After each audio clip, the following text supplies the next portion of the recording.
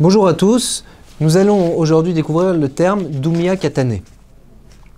Dumya Katane fait partie de la catégorie des outils d'analyse d'un texte. C'est-à-dire qu'à travers cette expression, je vais pouvoir réussir à analyser un texte source. Donc sa traduction, Dumya, vient du mot domé en hébreu. Ça veut dire que ça ressemble. Katane, c'est enseigner. De manière plus précise, le mot katane, quand il est employé dans le Talmud, dans la Gemara, c'est pour nous dire, c'est dans le texte qui est enseigné. Donc déjà, ça me donne un indice de savoir que le travail va se situer au niveau du texte.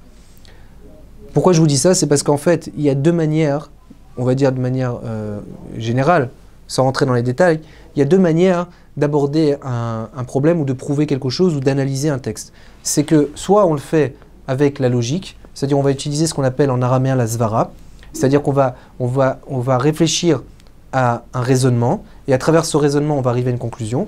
Ou alors, on va déduire d'un texte. Par exemple, si le texte me dit « il faut aller à droite », ça veut dire « pas à gauche ».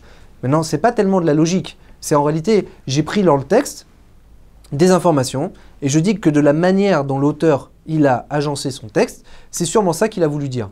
Et donc, c'est ce qu'on appelle un diouk, c'est une finesse. Le mot diouk, c'est dak, c'est fin. C'est-à-dire que si je l'ai dit de cette manière et pas d'une autre manière, c'est qu'il y a des raisons. Le mot Dumya Katane, il fait partie de cette catégorie en fait. C'est-à-dire qu'on va utiliser le texte pour déduire, voilà, si ça a été enseigné de telle et telle manière, c'est qu'il y a une raison. Donc, ce qui est rassurant, dans un sens, c'est que c'est pas très compliqué. Il n'y a pas besoin de se casser énormément la tête pour comprendre comment ça fonctionne. À chaque fois que vous avez un diouk, le diouk il est toujours très très simple. Alors, on va voir un exemple. Vous avez un exemple dans Masechet Brachot concernant les bénédictions qu'on fait sur les fruits et légumes. Donc, il y a des cas de figure, on ne va pas rentrer dans tous les détails de ces halachot qui sont nombreuses, il y a des cas de figure où l'aliment va subir une transformation. Où on va le faire cuire, on va le découper, on peut des fois le mouliner, et ça aura des conséquences sur la bénédiction qu'on va faire.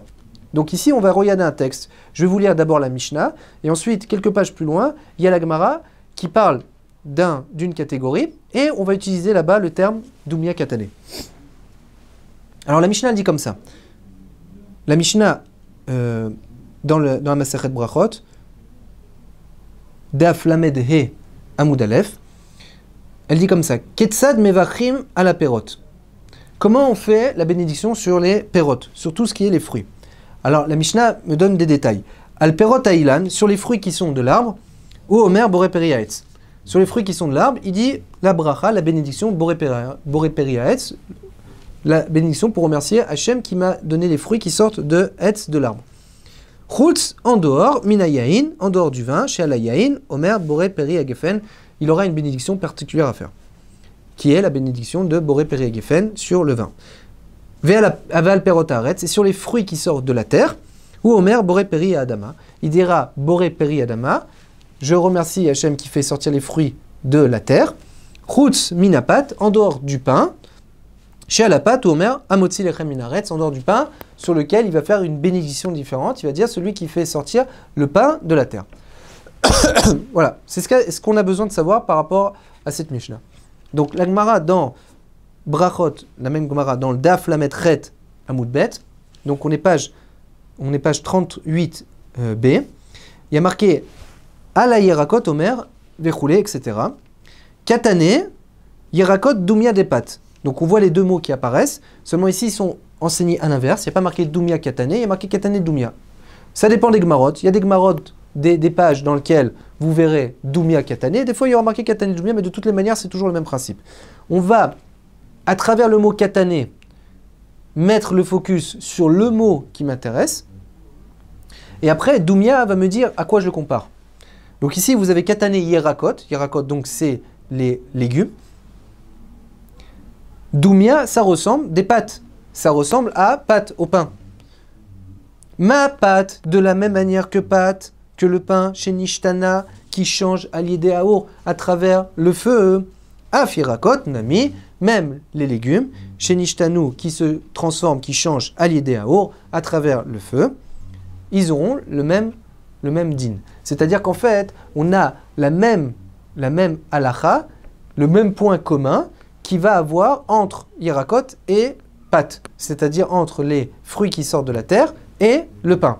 Donc c'est-à-dire que la Gemara me dit, si dans le texte on a enseigné Yirakot à côté de pâte, l'auteur de ce texte, il ne l'a pas fait par hasard. C'est qu'il avait aussi une raison de le faire. C'est très très précis, une Mishnah. Donc dans ce cas de figure, on peut dire qu'il y a une corrélation entre les deux. Amar Ravinai, Mishme de Abaye. Donc il dit, Zot Omeret, nous déduisons de là, ce qui veut dire, Shlakot Mevachim Alem Boré Peri Adama. Donc si on a fait tremper, on a fait bouillir des légumes, alors les légumes, ils garderont la loi de Boré Peri Adama. C'est-à-dire qu'on va dire qu'il y a une corrélation entre les deux. C'est-à-dire de la même manière que les légumes, on a dit Boré Peri Adama, ils ont une loi de dire Boré Peri Adama, la bénédiction, qu'elle sort de la terre. Peut-être qu'on aurait pu penser qu'une fois que je les fais cuire, alors leur bénédiction change. Non. Comment je le sais? Parce que le texte de Mishnah l'a mis à côté du mot pâte. Et pâte, on parle de quoi? De quelque chose qu'on a transformé. Donc quand on parle de Yirakot, on parle aussi des choses qu'on a transformées. Et c'est ça qu'on arrive à déduire du texte. Donc ça veut dire que ce n'est pas tellement une logique. On n'a pas prouvé que Yirakot, les légumes, on n'a pas prouvé qu'il faut faire Boré Peri Adama quand ils sont cuits avec un raisonnement. Mais on l'a fait à travers une déduction parce que l'auteur les a mis d'une certaine manière. Et cette manière-là, s'il les a mis, c'est pas par hasard. Et de là, on peut déduire des halachot. Alors, je vous préviens, il y a des fois, cette forme d'analyse du texte est rejetée par la Gemara. Il y a quelques cas de figure où, dans la Gemara, on verra que, malgré que c'est marqué à côté, pour pouvoir répondre à un problème, on pourra rejeter et dire non, malgré que l'auteur les a mis à côté, c'est pas vrai, c'est pas pour dire qu'ils ont quelque chose de commun. Mais dans la majorité des cas, ça représente un outil d'analyse assez fort. Il faut que vous compreniez que dans le texte, il y a plusieurs niveaux de force quand on peut prouver quelque chose d'un texte. C'est-à-dire que quand quelque chose est marqué noir sur blanc, si c'est marqué que les Yirakot qui sont cuits à l'eau ont fait Boré Peri Adama, alors là, il n'y a plus besoin de parler. C'est sûr et certain qu'il n'y a pas de discussion. Après, il y a ce qui s'appelle le diouk. Le diouk, c'est on les a mis à côté du pain. Donc si on les a mis à côté du pain, c'est-à-dire qu'on parle de la même catégorie d'aliments. C'est des aliments qui changent. Alors ça aura une force un peu moins que ce qui est marqué noir sur blanc. Mais ça restera quand même quelque chose d'assez fort pour pouvoir arriver à tirer des conclusions, comme on le voit dans la Gemara, que la Gemara l'a dit Zot Omeret, de là j'apprends qu'on fait la bénédiction même quand c'est cuit. Voilà, on a découvert le terme Doumia de Katané. Je vous remercie pour votre écoute et je vous souhaite à bientôt.